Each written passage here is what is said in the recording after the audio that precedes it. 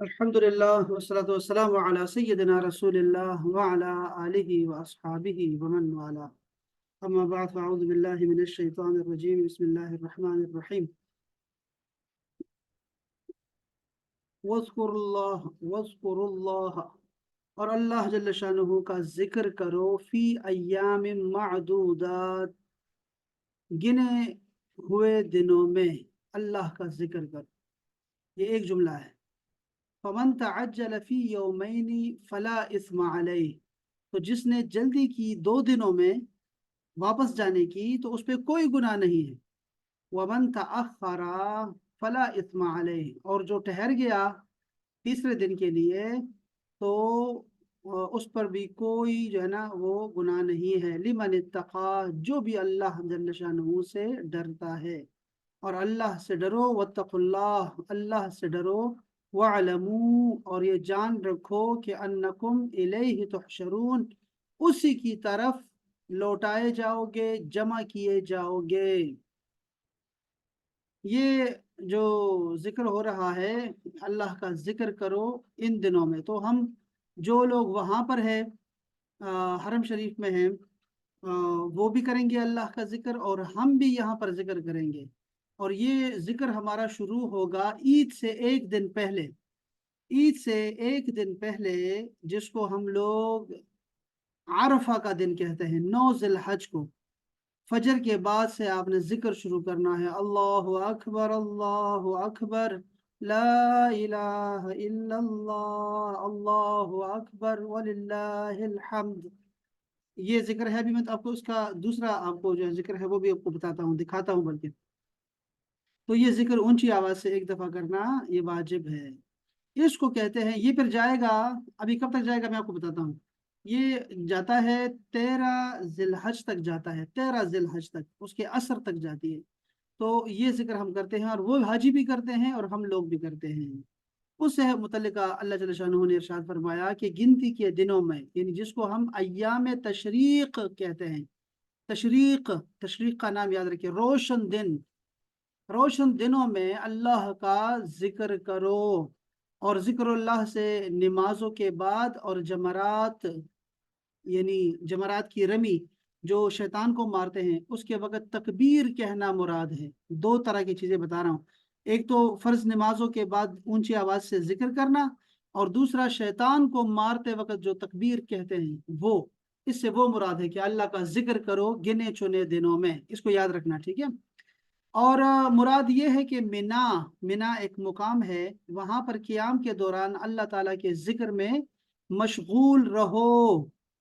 अब यहाँ पर हाजियों को एक बात की इजाजत दी गई है, और वो ये कि 10, 11, 12, 10 जो जिलहज है, यानी ईद का दिन होता है, बड़ी ईद का दिन हमारे यहाँ, वो दिन 11, 12 और 13 जिलहज, ये 4 दिनों में शैतानों को मारा जाता है, रमी की जाती है। उसको रमी बोलते हैं, ठीक है, रमी। एक ताश को भी मेरे ख्याल में रमी बोलते हैं। वो भी ऐसे फेंकी जाती है, तो उसको शायद इस वजह से रमी कहते होंगे। लेकिन ये जमरात का मतलब है वो शैतान, और रमी का मतलब है उसको कंकर मारना। जो वो कंकर मारते हैं ना, ये तारीखें हैं 10, 11, 12, 13। अच्छा अच्छा, अब क्या फरमाया, 10 तारीख को सिर्फ एक जमरा की, एक शैतान को मारते हैं। अल्लाह करे हम सब एक दफा देख आए, एक दफा प्रैक्टिकल तरीके से, एक दफा हम लोग घूम फिर आएंगे ना, तो फिर हमें ये सारी चीजें बड़ी आसानी से समझ आएंगे। तो 10 तारीख को यानी ईद के दिन एक शैतान को मारते हैं, जमरा। बाकी बकिया तारीखों में तीनों जमरात को मारते हैं, ठीक है। अब 13 तारीख को भी तो रमी होती है, लेकिन अगर कोई शख्स 12 तारीख को रमी करके मिना से वापस आ जाए तो इस पे कोई गुनाह नहीं है। अगरचे 13 को रमी करके वापस आना अफजल है। बस इतनी सी बात थी जो अल्लाह जल्ल शानुहु ने हमें इजाजत दे दी एक दिन की हाजियों को। तो यहाँ दोनों 2 दिनों में रमी करके चले जाने से मुराद है 10 जिलहज के बाद 2 दिन मजीद ठहरा, 11 और 12। हाँ, अगर वो 13 तक रह जाता, 13 जिलहज तक रह जाता तो बहुत अच्छा होता। लेकिन अगर वो आ गया है तो कोई बात नहीं, कोई गुनाह नहीं है उसके ऊपर। ये जो आयत मैंने पढ़ी है अभी, ये था हमारा नया सबक, ठीक है। अब मैं चाहता हूं आपको पुराने सबक में वापस ले जाऊं, क्योंकि मैं वहां पर कुछ आपको चीजें बतानी हैं। अल्लाह पाक ने उसमें फरमाया था कि अल्लाह बहुत जल्द हिसाब लेने वाला है। अल्लाह, अल्लाह की एक तारीफ ये है कि जल्द हिसाब लेने वाला है। इससे क्या मुराद है? جو لوگ حج کی عبادت سے فارغ ہو کر یہ دعا کرتے ہیں کہ اے ہمارے رب، ہمیں دنیا کی بھلائی عطا فرما اور آخرت کی بھلائی عطا فرما اور ہم کو دوزخ کے عذاب سے بچا، کیونکہ ان کا ایمان ہے کہ ہر خیر اللہ کی قدرت اور اس کے قبضے میں ہے، اور ان کا دل آخرت کی نعمتوں کی طرف راغب ہے، اور ان کو یقین ہے کہ اللہ تعالیٰ اپنے فضل سے جو چاہے جس کو چاہے عطا فرماتا ہے۔ تو اللہ تعالیٰ نے خبر دے دی کہ اللہ تعالیٰ ان کو ان کے حج کا عبادت کا جو ثواب ہے وہ جلد عطا فرمائے گا، اور انہوں نے جو دوسرے نیک کام کیے ہیں اور بدنی اور مالی عبادتیں کی ہیں، اللہ تعالیٰ ان کا بھی ان کو اجر جزیل عطا فرمائے گا۔ اس کے برخلاف جن لوگوں نے اجر اخروی میں رغبت کیے بغیر اعمال شاقہ کی تکلیفیں برداشت کی، یعنی وہ تجارت کی غرض سے گئے اور کہا بس صرف ہم یہی کمانے آئے تھے، یا دنیا میں ہی لگے رہے، دنیا کی دعائیں کرتے رہے، تو ان کا مطمع نظر دنیا کی حسین چیزیں تھی، ان کو کسی قسم کا ثواب جو آخر میں اجر ہے یا ثواب ہے وہ نہیں ملے گا۔ تو اللہ تعالیٰ نے فرمایا کہ میں بہت جلد حساب والا کرنے والا ہوں۔ تو وہ کیا ہے؟ جتنی دیر میں بکری کا دودھ دھوہا جاتا ہے اتنی دیر میں اللہ تعالیٰ مخلوق کا حساب کر لے گا۔ یہ علامہ ابو الحیان اندلسی فرماتے ہیں، ٹھیک ہے؟ بکری کا دودھ جتنے دیر میں بندہ دھوتا ہے اتنے دیر میں اللہ تعالیٰ مخلوق کا حساب کر لے گا۔ اب دیکھو دودھ کتنے دیر میں وہ کرتا ہے۔ اب دوسری روایت میں کیا ہے کہ ایک لمحے بھر میں ساری مخلوق کا حساب لے لے گا، ایک لمحہ میں، کیونکہ اللہ تعالیٰ کو حساب لینے کے لیے غور و فکر کی حاجت نہیں ہے نا، اس لیے۔ زجاج نے کہا کیونکہ اس کے لیے تمام جہان کا حساب لینا ایک شخص سے حساب لینے کے برابر ہے، اس لیے وہ بہت جلد حساب لے لے گا۔ اس آیت کی دوسری تفسیر یہ ہے کہ حساب جزا سے کنایا ہے، یعنی اللہ تعالیٰ بہت جلد جزا دینے والا ہے، بہت جلد حساب دے دے گا، جزا دے دے گا آپ کو، آپ کے حج کا، آپ کے مالی آپ نے جو خرچہ کیا ہے اور جو صدقہ خیرات کیا ہے، مالی تکلیفیں اٹھائی ہیں، بدنی تکلیفیں اٹھائی ہیں، اس کی آپ کو بہت جلد اس کا جزا ملے گی آپ کو۔ اچھا، تیسری تفسیر یہ ہے کہ یہ استجابت دعا سے کنایا ہے، یعنی اللہ تعالیٰ بہت جلد دعا قبول فرمانے والا ہے۔ ہر تقدیر پر اس آیت سے مقصود کیا ہے؟ اس چیز سے ڈرانا ہے کہ قیامت بہت جلد آنے والی ہے، ہاں جلد آنے والی ہے۔ بس یہ آپ کو پچھلے اسباق سے آپ کو کچھ بتانا تھا۔ تکبیرات کے حوالے سے علماء کرام میں اختلاف ہے، یعنی ہمارے ائمہ جو ہیں، چاروں ائمہ، ان میں تھوڑا بہت اختلاف ہے، اور وہ ایک فقہی مسئلہ بھی یہاں پر ہے، لیکن آپ کو یہ پتہ ہونا چاہیے کہ ہم تکبیرات میں یہ جو اللہ اکبر کی صدائیں بلند کرتے ہیں ایام تشریق میں، یہ جو میں نے بتایا کہ عرفہ سے لے کر آپ 13ویں ذی الحج تک پڑھتے ہیں اس کو، تو وہ کیا ہے؟ اس میں ہم جو اتباع کرتے ہیں، جن کے مذہب پر ہیں، وہ امام اعظم کا مسلک نہیں، یعنی ان کا مسلک تو ان کا ہے لیکن امام اعظم کا فتویٰ نہیں، بلکہ ان کے شاگردوں کا فتویٰ ہے جس پہ ہم عمل کرتے ہیں۔ ہاں جی، یہ یاد رکھیں بس میں مزید زیادہ باتیں اس میں نہیں کریں گے، اس کو نکل جاتے ہیں۔ اچھا، میں جو آپ کو بتانا چاہ رہا تھا اس میں بھی، اللہ اکبر اللہ اکبر، کیا پیاری باتیں ہیں، پیاری باتیں ہیں۔ یہ حاجیوں سے مصافحہ کرنا اور حاجیوں سے معانقہ کرنا، گلے ملنا، اور حاجیوں کو چومنا، ان کی پیشانیوں کو چومنا، اس کے بارے میں آپ کو کچھ ترغیب دینی ہے، ترغیب، شوق دلانا ہے آپ کو۔ لیکن اس سے پہلے حاجی کو ابھی حج میں رہنے دیں۔ حاجی جب یہ بڑا ہی آسان طریقے سے انہوں نے حج کا طریقہ بھی سکھایا ہے، لیکن آمنہ اگر آتی نا تو میں آپ کو بتاتا۔ آمنہ آئی کہ نہیں آئی؟ کون آیا؟ 8 لوگ کون آئے؟ عائشہ آئی ہے بس، باقی آمنہ نہیں آئی، ورنہ میں آپ کو سکھاتا ابھی۔ لیکن انشاءاللہ پھر بعد میں جب بھی انشاءاللہ کوئی حج پہ جائے گا نا اور میں حیات رہا، زندگی رہی نا، تو پھر آپ نے انشاءاللہ تعالیٰ آپ کو سارا طریقہ دوبارہ سکھاؤں گا انشاءاللہ۔ اچھا جی، مدینہ پاک کی حاضری، اس کے بارے میں یہ صرف اس لیے نہیں بتا رہے آپ کو، میں نے پہلے بھی بتایا تھا کہ آپ جو ہے وہ مدینہ پاک کی حاضری کیسے دیں گے، وہ تو آپ کو کتابوں میں مل جائے گا۔ آپ کو یہاں میں صرف ترغیب دلانا چاہتا ہوں اور ترہیب، ڈراوا دینا چاہتا ہوں صرف، کہ مدینہ پاک کی حاضری بہت لازمی ہے۔ آج کل جو لوگ پیدا ہو گئے ہیں نئے نئے، وہ کہتے ہیں کہ حج جو ہے وہ مکہ میں ادا ہوتا ہے سارا کا سارا، یعنی کہ حرم شریف بھی مکہ میں ہے، بیت اللہ شریف، اور مطاف بھی، یعنی ادھر طواف وغیرہ بھی مکہ میں ہوتا ہے، سعی بھی وہاں مکہ میں ہے، مینا بھی، مزدلفہ بھی، سب کچھ تو ادھر ہے۔ हज उधर अदा होता है, तो मदीना पाक जाने की ज़रूरत नहीं है। बस वहाँ करो, ज़्यादा से ज़्यादा दिन वहाँ गुजारो, एक नमाज 1 लाख के बराबर है। तो सबसे ज़्यादा खैर जो है वो मक्का में रहने पे है। लेकिन उसको भूल जाता है वो कि हम एहसान फरामोश कौम नहीं है। ये अंग्रेज़ों की चाल है, जो हमें अपने पैगंबर से दूर रखना चाहते हैं, और फिर आहिस्ता आहिस्ता हमें अल्लाह से भी दूर कर देंगे, क्योंकि हमारा एक ही वास्ता है अल्लाह के साथ, और वो है रसूल दरमियान में। तो वो रसूल को दरमियान से निकालना चाहते हैं, क्योंकि हमारा ताल्लुक मुसलमान का अपने रसूल के साथ बड़ा गहरा है। तो ये जितने भी लोग कोशिशें कर रहे हैं ना कुरान मजीद को तब्दील करने के बारे में, वो लोग कोशिश कर रहे हैं कि हदीस शरीफ को पहले चेंज करें, हदीस शरीफ को मशकूक बना दें, हदीस शरीफ के बारे में ऐसी बातें करें कि लोग समझें कि यार ये हदीसें ठीक नहीं होती यार, इनमें बड़ा इख्तलाफ है, ये तो बड़ी ज़ईफ होती हैं, ये तो बड़ी गड़ी हुई बातें हैं। ऐसी बातें करेंगे हदीस के बारे में कि लोगों का दिल उठ जाए हदीस से, तो फिर उनको लिए आसानी हो जाएगी कुरान मजीद में तहरीफ करने की। इसलिए अभी पिछले साल या इससे 2 साल पहले एक मीटिंग हुई थी यहूदियों की, उसमें बड़े उसकी क्लिप बड़ा वायरल हुआ था उनका वो क्लिप। और उसमें वो बता रहा है, उनका एक आलिम है, वो बता रहे हैं उनको कि हम कुरान में तब्दीली कैसे कर सकेंगे, क्योंकि इसकी हिफाजत जो है वो हदीस शरीफ कर रही है। और हदीस शरीफ को हम कैसे बदल सकते हैं, यानी सुन्नत रसूल को कैसे बदल सकते हैं, जब तक फिक इसके दरवाजे पे है।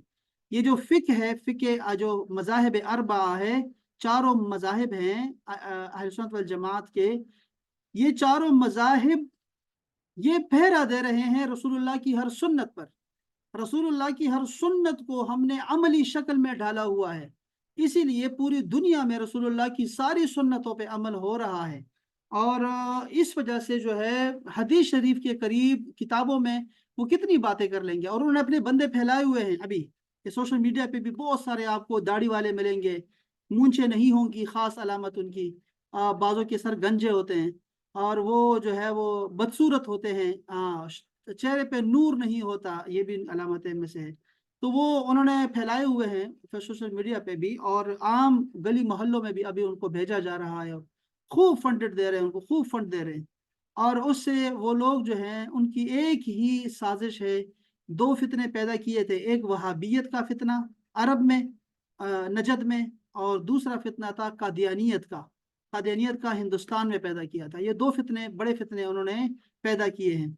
ठीक है, और वो हमारी बदनसीबी है कि यहाँ पैदा किए गए हैं। फिर उसके बाद पाकिस्तान तो बनाया इसीलिए कि यहाँ पर हर फिरका जो है उसको उभारा जाए। फिर यही तबलीगी जमात का मरकज बन गया, यहाँ जंगवी ग्रुप चल रहा है, जिहादी तंजीमें चल रही हैं, और यहाँ पे दावत के नाम पे हो रहा है, यहाँ पे अहले बैत के नाम पे चल रहा है, यहाँ पे सुहाबा के नाम पे चल रहा है। अब कोई भी बंदा पैदा हो जाता है ना, कोई भी नारा लेने वाला, तो उसके साथ बंदे मिल जाते हैं, हजारों सैकड़ों नारे बज के हर बंदे के नारे बज रहे हैं बस।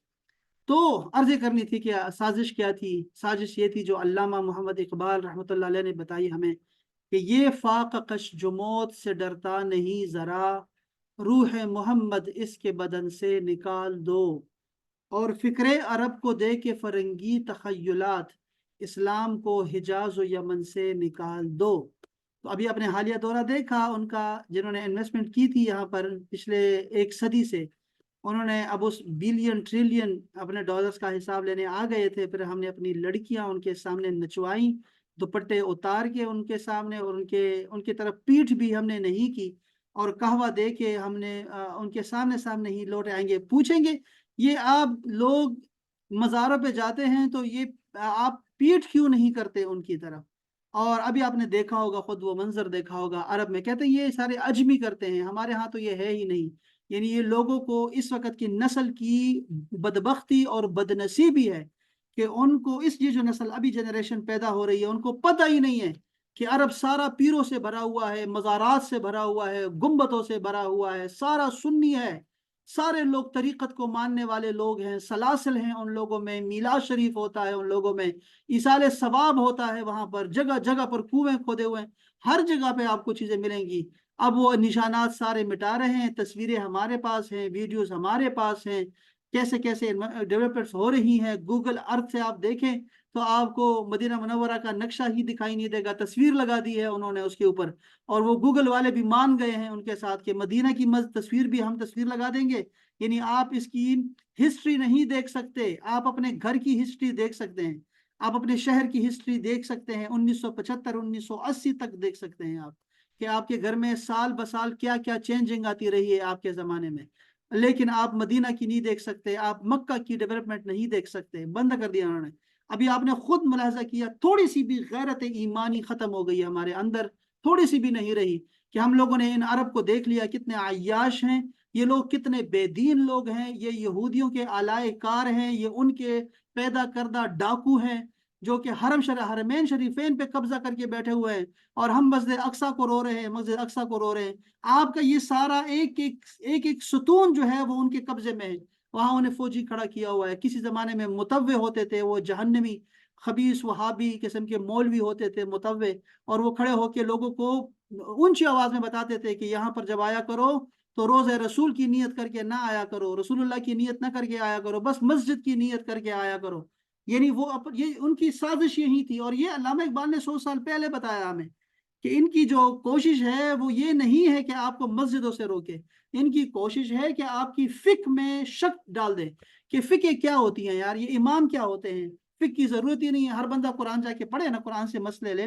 لوگوں کو گمراہ کر دیا، اب لوگ بھٹک رہے ہیں راستے میں، ان کو پتہ ہی نہیں ہے کہ طلاق کیسے دینی ہے، اور طلاق کی عدت کیسے ہوتی ہے، ان کو پتہ ہی نہیں زکوٰۃ کیسے ہوتی ہے، صدقہ کیسے دینا ہے، وہ فقہ کو مانتے نہیں ہیں بیچارے، ایسے ہوا میں لٹکے ہوئے ہیں۔ ان کے پاس پانچ طریقے آ گئے ہیں حدیثوں میں سے، اور ان کو سمجھ ہی نہیں آ رہی کہ کیا کریں۔ پھر وہ کہتے ہیں ہم ابن تیمیہ کو مانتے ہیں، وہ کہتے ہیں علامہ ابن القیم نے یہ فرمایا، یعنی کہ کیا بدنصیبی آ گئی ہے کہ مسجد، یعنی ایک مسجد کا مولوی امام بن کے بیٹھا ہوا ہے، ایک یوٹیوبر وہ امام بن کے بیٹھا ہوا ہے، اور لوگ کہہ رہے ہیں کہ میں ان کی مانتا ہوں، اور امام اعظم کی نہیں مانتا جو کہ صحابہ کا شاگرد ہے، امام مالک کو نہیں مانتا جو صحابہ کے شاگرد ہیں، اور امام شافعی کی نہیں مانتا جو کہ خیر القرون میں پیدا ہوئے ہیں، اور امام احمد بن حنبل کو نہیں مانتا جو کہ خیر القرون میں پیدا ہوئے ہیں۔ ہم اندازہ کر سکتے ہیں، اور وہ کہتے ہیں میں یوٹیوبر کی مانتا ہوں جو سامنے بیٹھا ہوا ہے، یہ کہہ رہا ہے کہ اماموں کو نہیں ماننا، میں قرآن مجید خود پڑھ لیا کرو، حدیث سارا خود پڑھ لیا کرو، اور حدیث تو ویسے ہی بڑا مشکوک ہے، حدیث تو یہ بھی ضعیف وہ بھی ضعیف یہ بھی ضعیف وہ بھی ضعیف، تو گنجا کر دیا ہے دین کو، بالکل گنجا کر دیا ہے، اس کا حسن سارا بکھیر دیا۔ الا ماشاء اللہ اچھے لوگ ابھی بھی موجود ہیں، اہل سنت والجماعت موجود ہے، یہ صرف یہ ایک ملک ہے جو ایسے کر رہا ہے اور لوگوں کو پیسے دیتا ہے، اب ہماری کتابیں قبول نہیں کرتا، اپنی کتابیں فری میں دے رہا ہے، فری میں دے رہا ہے، اور بڑی خوبصورت کتابیں انٹرنیشنل کاغذ پہ چھپی ہوئی، قرآن مجید آپ کو ہاتھوں ہاتھ دے رہا ہے، آپ کا قرآن مجید قبول نہیں کرتا وہ، اور آپ کی ہر عمل کو بدعت کہے گا، اپنے کسی بھی عمل کو وہ برا نہیں کہتا، کسی بھی عمل کو، اور آپ ان سے کچھ بھی بات کرو گے ان کے پاس جواب ہوگا، بنے بنائے رٹے رٹائے جواب ہوتے ہیں۔ ساری امت کو ایک سائڈ پہ کر دیا ہے، پوری دنیا کے مسلمان ایک سائڈ پہ ہیں، اور وہ نیا مذہب لے کے بیٹھے ہوئے ہیں، مکہ اور مدینہ میں بیٹھے ہوئے ہیں۔ تو اللہ تعالیٰ ہمیں جلد سے جلد ہمارے حرمین شریفین کا قبضہ بھی چھڑائے، جیسے کہ اللہ تعالیٰ اقصیٰ کا جو ہے مسجد اقصیٰ کو چھڑائے ان ظالم و یہودیوں سے۔ وہاں براہ راست یہودی غاصب ہے نا، سب کو پتا ہے، اور یہاں پر انہوں نے اپنے علائقار بٹھائے ہوئے ہیں۔ آپ کے افریقہ میں جو کچھ ہو رہا ہے، آپ کے پاکستان، انڈیا، نیپال، بنگلہ دیش، جو کچھ بھی ہو رہا ہے، سارے کا حکم نامہ، سارے ڈالر، سارے فنڈز، وہ سب سعودیہ سے آ رہا ہے۔ اب کیا کریں، بدنصیبی ہے ہماری، اب کیا ہو سکتا ہے۔ تو یہ وہابیت کا جو فتنہ ہے، قادیانیت اور یہ بہن بھائی ہیں آپس میں، یہ ذہن میں رکھیے گا، وہابیت اور قادیانیت یہ دونوں بہن بھائی ہیں آپس میں، بس۔ تو یہ رسول پاک صلی اللہ علیہ وسلم کی ذات اقدس جو ہے، یہ ہے اللہ تعالیٰ کا مظہر، یعنی اللہ جل شانہ کے احکامات کو پہنچانے والے رسول پاک ہیں، ان کو پریکٹیکل شکل میں دینے والے رسول پاک صلی اللہ علیہ وسلم کی ذات گرامی ہے۔ اور پھر فقہ، جو ائمہ نے جو فقہ کے اصول بنائے ہیں، یہ اصول کے امام ہیں اصل میں۔ آپ کو پتہ ہونا چاہیے کہ امام اعظم کی کوئی کتاب آپ کو نہیں ملے گی فقہ حنفی پہ، آپ کو پتہ ہے نا اس چیز کا، کہ یہ تو ان کے شاگردوں نے اصول مرتب کر کے جو ہے بتایا ہوا کہ یہ اصول ہونے چاہیے کسی مسلمان کے لیے۔ اس میں بہت سارے، پھر ہم فقہ حنفی کی مدرسے میں ہم پڑھ رہے ہیں نا، رات کے 9 بجے ہم پڑھاتے ہیں، آج بھی پڑھیں گے انشاءاللہ تعالیٰ، تو آپ کو اندازہ ہو جائے گا کہ ہم کہاں سے پڑھتے ہیں اور یہ کہاں سے نکالتے ہیں، کیا کیوں ساری امت یہ حنفی ہے، 70% احناف ہیں پوری دنیا میں، اور باقی یہ چاروں مذاہب ہیں، اور تھوڑے سے آپ کو ملیں گے 1-2% یہ وہابی جو کہ ابھی زہر کی طرح جو ہے وہ مختلف شکلوں میں آتے ہیں۔ پہلے تو یہ ان کی نمازیں بالکل مختلف ہوتی تھی، ان کے حرکات، ان کے چلنے پھرنے کا انداز، نماز میں کھڑے ہونے کا انداز سب مختلف ہے، ٹھیک ہے۔ لیکن پھر انہوں نے کیا کیا کہ ایک دوسرا فرقہ نکالا، اور بلکہ تیسرا پھر نکالا، پھر چوتھا نکالا، جو کہ ہماری طرح نمازیں پڑھتے ہیں لیکن وہ پکے وہابی ہیں۔ اس سے زیادہ نقصان ہوا ہماری امت کو۔ جو ہماری طرح نمازیں پڑھنے والے، ہماری طرح بولی بولنے والے، وہ آئے یہاں پر پاکستان اور ہند میں، انہوں نے پھر خوب جو ہے وہ فتنہ پھیلایا۔ تو بہرحال میں جو بات کرنا چاہ رہا تھا آپ کو، وہ فکر عرب کو دے کے فرنگی تخیلات، اسلام کو حجاز و یمن سے نکال دو، ان کی پوری کوشش یہی ہے، پوری کوشش۔ 100 سال ہونے والے ہیں ابھی ان کو، اور بس اللہ تعالیٰ خیر فرمائے، اللہ تعالیٰ کرے کہ یہ سارے بدبخت جو ہیں وہ دور ہو جائیں، دفع دور ہو جائیں۔ تو ان میں سے ایک جو ابھی جو وہ لوگوں کو بتاتے ہیں، وہ یہ بتاتے ہیں کہ بھئی مکہ جاؤ، عمرہ کرو، حج کرو، یہ مدینہ کیوں جاتے ہو تم؟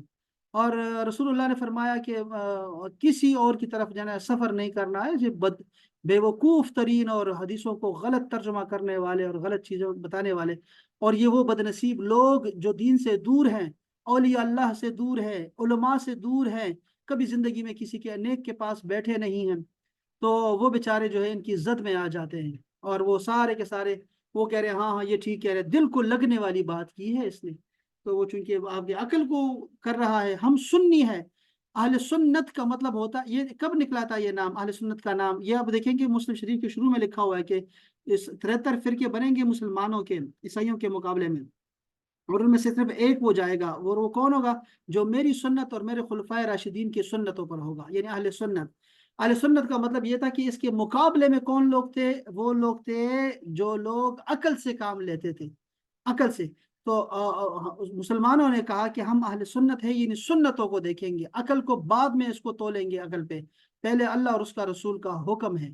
تو ہمارے پاس ہم عقل سے نہیں بلکہ نصوص کو دیکھتے ہیں، قرآن اور حدیث کو دیکھتے ہیں، عمل صحابہ کو دیکھتے ہیں، عمل تابعین کو دیکھتے ہیں، اور تبع تابعین کے اعمال کو دیکھتے ہیں، 3 صدیوں کے اعمال کو دیکھتے ہیں، اور ہم نے اپنا دین، پورا دین ہے ہمارے پاس الحمدللہ۔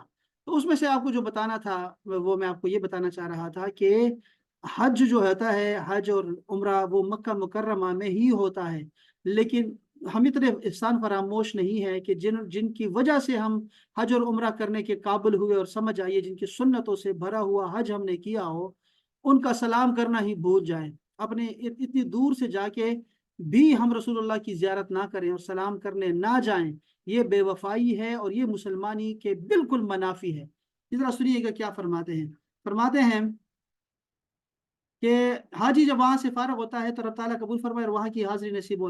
حق یہ ہے کہ حضور اقدس کے روزہ اطہر کی حاضری واجب ہے، جس سے محروم رہنا گناہ ہے، اور بدنصیبی بھی بعض اہل دل تو کہتے ہیں کہ مدینہ پاک کی حاضری حج کی جان ہے، جس کے بغیر حج کا قالب تیار ہوتا ہے مگر اس میں جان نہیں ہوتی۔ رب تعالیٰ نے فرمایا وَلَوْ أَنَّهُمْ إِذْ ظَلَمُوا أَنفُسَهُمْ جاؤوک فاستغفر اللہ واستغفر لهم الرسول لوجد اللہ توابا رحیما، یعنی اے محبوب، اگر یہ لوگ جب بھی اپنی جانوں پر ظلم کریں، گناہ کریں، تو تمہارے آستانے پر تمہارے پاس آ جائیں، تمہارے در پہ حاضری دیں، پھر اللہ سے معافی مانگے، آپ کے در پر حاضری دیں، آپ کے در پہ۔ مسجد نبوی کی بات ہو رہی ہے، مسجد نبوی بھی ہے، روضہ رسول بھی ہے، لیکن یہاں پر اللہ پاک نے فرمایا آپ کے پاس، جاؤ کا، آپ کے پاس آ جائیں، تو پھر کیا ہوگا؟ پھر اللہ سے معافی مانگے، یہاں کھڑے ہو کے معافی مانگے۔ یہ بات بڑی سمجھداری والی بات آپ کو سمجھانے والی تھی کہ کچھ سٹیشنز ہیں اللہ تعالیٰ کی رحمتوں کے سٹیشنز ہیں، وہاں جا کے ہی اللہ کی رحمت ملتی ہے۔ ویسے تو ہر آپ ساری زمین میں چلتے رہے، آپ کو اللہ تعالیٰ اللہ تعالیٰ آپ کے قریب ہے، شاہرک سے بھی زیادہ قریب ہے، لیکن آپ کو یہ تو پتا ہونا چاہیے کہ جگہ جگہ کا فرق ہوتا ہے۔ رسول پاک نے کیا فرمایا؟ ہم مدینہ پاک کیوں نماز پڑھتے ہیں؟ وہاں ایک مکہ مکرمہ میں ایک نماز 1,00,000 کے برابر ہے۔ ہاں، اس کا مطلب ہے کہ میرے گھر میں جو میں پڑھتا ہوں اس کے بالکل کتنے زیادہ ہے، 1,00,000 کے برابر ہے۔ اور مسجد اقصیٰ میں پڑھو تو 50,000، مسجد نبوی میں پڑھو تو 50,000، کسی میں مختلف آیا ہوا ہے، کسی میں 1,000 آیا، کسی میں 500 میں آیا ہوا ہے، لیکن اس کا مطلب ہے کہ مختلف ہے۔ حتیٰ کہ اپنے محلے کی بڑی مسجد میں نماز پڑھنا وہ بھی 25 نمازوں کے برابر ہے۔ تو اس کا مطلب ہے کہ فرق ہے جگہ جگہ میں ہے، ٹھیک ہے، جگہ جگہ میں فرق ہے، تو اسی لیے وہ آپ کے پاس آئے، اسی لیے ہم خاص خاص جگہ دیکھتے ہیں، محبوبوں کے پاس جاتے ہیں، بڑے بڑے لوگوں کے پاس جاتے ہیں جو اللہ والے ہوتے ہیں، ان کے پاس جاتے ہیں، اور وہاں جا کے دعا کرتے ہیں کہ یا اللہ اب تو اس کی بخشش کرے، یہاں ان کے وسیلے سے بخشش فرما۔ اور یہ آیت کریمہ روضہ رسول پہ لکھی ہوئی ہے، یہ آیت کریمہ، تو کیا فرمایا کہ آپ کے پاس وہ آئیں، حاضر ہو، پھر اللہ سے معافی مانگے، ٹھیک ہے، اللہ سے معافی مانگے، اور تم بھی ان کی سفارش کرو،